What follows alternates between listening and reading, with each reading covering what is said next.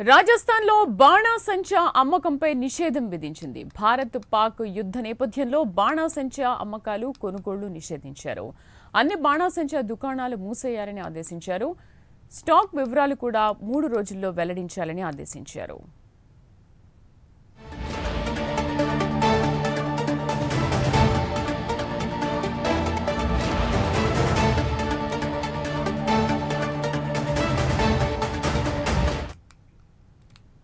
రాజస్థాన్లో బాణాసంచా అమ్మకంపై నిషేధం విధించింది. భారత్ పాక్ యుద్ధ నేపథ్యంలో బాణాసంచా అమ్మకాలు కొనుగోళ్లు నిషేధించారు. అన్ని బాణాసంచా దుకాణాలు మూసేయాలని ఆదేశించారు. మా కరెస్పాండెంట్ చంద్రశేఖర్ పూర్తి సమాచారం అందిస్తారు. చంద్రశేఖర్.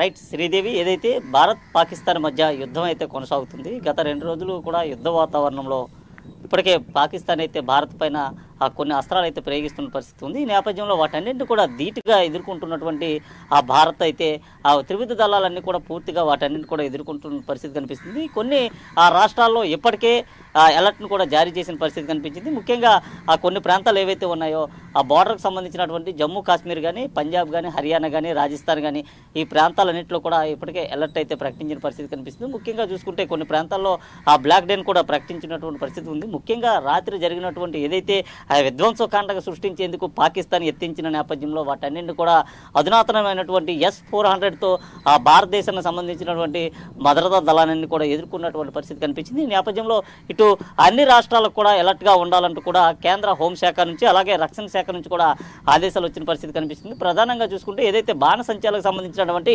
క్రయ విక్రయాలు ఏవైతే ఉన్నాయో క్రయ విక్రయాలు పూర్తిగా నిలిపివేయాలంటూ కూడా ఆదేశాలు జారీ చేసిన పరిస్థితి కనిపిస్తుంది. ముఖ్యంగా చూసుకుంటే ఈ మధ్యకాలంలో ఏదైతే బాణసంచాలకు సంబంధించినటువంటి విషయం కానీ మిగతా విషయాలపైన ప్రస్తుతం అయితే ఏదైతే వారు అయితే కొనసాగుతుంది పాకిస్తాన్కి భారతదేశం మధ్య వారు కొనసాగుతున్నటువంటి నేపథ్యంలో ఆయా రాష్ట్రాలకు సంబంధించినటువంటి అధికారులంతా కూడా అప్రమత్తంగా ఉండాలంటూ ఇప్పటికే కేంద్ర హోంశాఖ అలాగే రక్షణ శాఖ మంత్రులు ఆదేశాలు జారీ చేశారు. అలాగే ఆయా ప్రాంతాల్లో ఏదైతే 259 కేంద్రాలకు సంబంధించినటువంటి ప్రదేశాలు ఉన్నాయో ఆ ప్రదేశాలన్నింటినీ కూడా గుర్తించిన పరిస్థితి కనిపిస్తుంది. ప్రధానంగా ఆయా ప్రాంతాల్లో పూర్తిగా కూడా కట్టుదిట్టమైనటువంటి భద్రతా చర్యలు తీసుకోవాలంటూ కూడా ఇప్పటికే కేంద్ర హోంశాఖ నుంచి అయితే ఆదేశాలు వచ్చి ఈ నేపథ్యంలో ఆ ప్రాంతాల్లో కూడా పూర్తిగా కూడా మాక్ డ్రిల్ కూడా నిర్వహించిన పరిస్థితి కనిపిస్తుంది. అయితే ప్రధానంగా చూసుకుంటే ప్రస్తుతం యుద్ధ వాతావరణం కొనసాగుతుంది. ఎక్కడికక్కడే ఆ బాంబులు వర్షమై కురుస్తున్నటువంటి పరిస్థితిలో పూర్తిగా కూడా బాణసంచా క్రయ విక్రయాల్ని పూర్తిగా నిలిపివేయాలంటూ కూడా ఆదేశాలు వచ్చిన పరిస్థితి కనిపిస్తుంది. ఈ నేపథ్యంలో దేశంలో ఉన్నటువంటి అన్ని రాష్ట్రాల్లో కూడా ఎక్కడైతే బాణసంచా విక్రయాలు జరుగుతున్నాయో అవన్నీ పూర్తిగా నిలిపివేయాలి,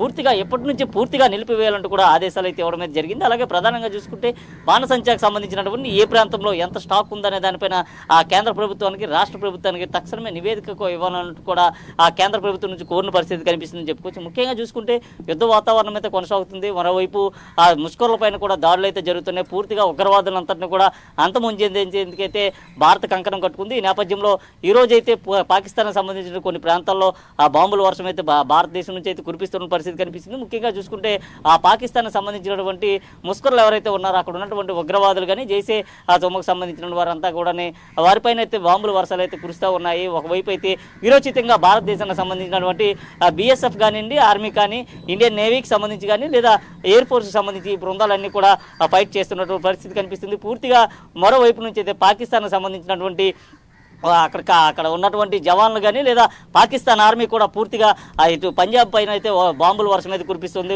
ఉదయం నుంచి కూడా కాల్పుల వర్షం ఏకదాటిగా చేస్తున్న పరిస్థితి కనిపిస్తుంది. ఈ నేపథ్యంలో వాటన్ని తిప్పికొడుతున్నటువంటి పరిస్థితి ఏదైతే ఉందో దీనికి సంబంధించి ఎప్పటికప్పుడే అజిత్ దోవల్ కూడా పూర్తిగా కూడా ఇప్పటికైతే రాష్ట్ర కేంద్ర మంత్రితో కూడా అలాగే ప్రధానమంత్రితో కూడా మాట్లాడిన పరిస్థితి అయితే ఉంది. ముఖ్యంగా చూసుకుంటే ఏదైతే బాణసంచా క్రయ విక్రయాలకు సంబంధించి పూర్తిగా నిలిపివేయాలంటూ కూడా ఆదేశాలు అయితే జారీ చేశారు. అలాగే రాష్ట్రంలో ఎక్కడ కూడా ఎటువంటి అవాంఛనీయ సంఘటనలు చోటు చేసుకోకుండా అన్ని రాష్ట్రాలు కూడా సమన్వయం పాటించాలి. ఏదైతే బ్లాక్ డే ఉందో దానికి సంబంధించి కానీ అలర్టుల జారీ విషయంలో కూడా తక్షణమే స్పందించాలంటూ కూడా చెప్పిన పరిస్థితి కనిపిస్తుంది. ఇప్పటికే కొన్ని రాష్ట్రాల్లో మాక్ డ్రిల్కి సంబంధించినటువంటి రిహార్సల్స్ అన్నీ కూడా జరిగాయి. అలాగే వారు కూడా మరి కొంచెం పెద్దదయ్యేటటువంటి ఆ పరిస్థితి కనిపిస్తుందని చెప్పుకోవచ్చు. ముఖ్యంగా చూసుకుంటే పాకిస్తాన్ ప్రధానమంత్రి పారిపోయిన తర్వాత కొత్త ప్రధానమంత్రిని కూడా ఎన్నుకునేటటువంటి ప్రక్రియ అయితే కొనసాగుతుంది. ఈ నేపథ్యంలో వారు కూడా మరింత ముందుకు వెళ్ళేటటువంటి అవకాశం అయితే కనిపిస్తుంది. అయితే ప్రస్తుతం బలూచిస్తాన్ ఇటు ఇండియా అయితే ఇండియాకి సంబంధించినటువంటి వారందరినీ కూడా ప్రశంసిస్తున్న పరిస్థితి కనిపిస్తుంది. ముఖ్యంగా చూసుకుంటే బెల్చిస్తాన్ కూడా ఆ పాకిస్తాన్లో ఉన్నటువంటి భాగమే. ఇప్పుడు బెల్చిస్తాన్ కూడా వారికి సంబంధించినటువంటి స్వతంత్ర కంట్రీగా కూడా ఏర్పడిపోయిన పరిస్థితి కనిపిస్తుంది. ముఖ్యంగా పాకిస్తాన్ జెండాను కూడా తొలగించే పరిస్థితి ఉంది. ఈ నేపథ్యంలో ప్రతీకార చర్యకైతే పాకిస్తాన్ అయితే దిగేటటువంటి పరిస్థితి ఉంది.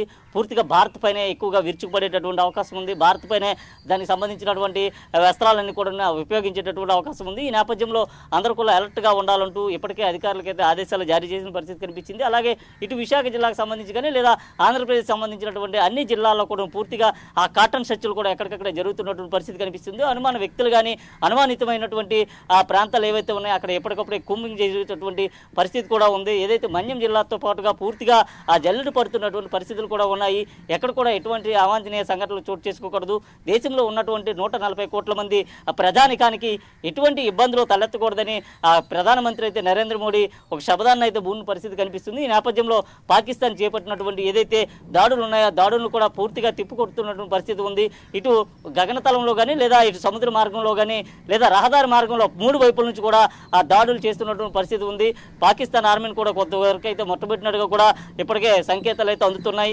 ఈరోజు ఉదయం కరాచీకి సంబంధించినటువంటి పోర్టును కూడా పూర్తిగా ధ్వంసం చేసిన పరిస్థితి ఉంది. అలాగే పాకిస్తాన్కి సంబంధించినటువంటి ఏవైతే యుద్ధ నౌకలు ఉన్నాయో యుద్ధ నౌకలన్నింటినీ కూడా ధ్వంసం చేసినటువంటి పరిస్థితి కూడా ఉంది. అలాగే అక్కడ ఉన్నటువంటి కొన్ని ప్రాంతాలను కూడా పూర్తిగా ధ్వంసం చేసిన పరిస్థితి ఉంది. ఈ నేపథ్యంలో 15 ప్రాంతాల్లో దాడులకు పాకిస్తాన్ తెగబడినట్లుగా భారత్ అయితే ముందుగానే పసిగట్టింది.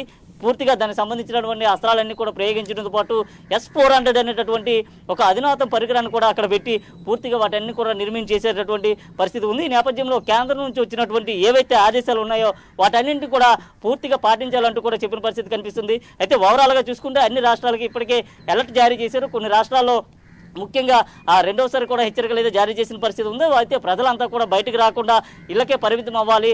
అలాగే కేంద్రం సూచించినటువంటి సూచనలు తప్పకుండా పాటించాలంటూ కూడా చెప్పిన పరిస్థితి అయితే కనిపిస్తుంది. Sridevi. Right Chandrasekhar, thank you.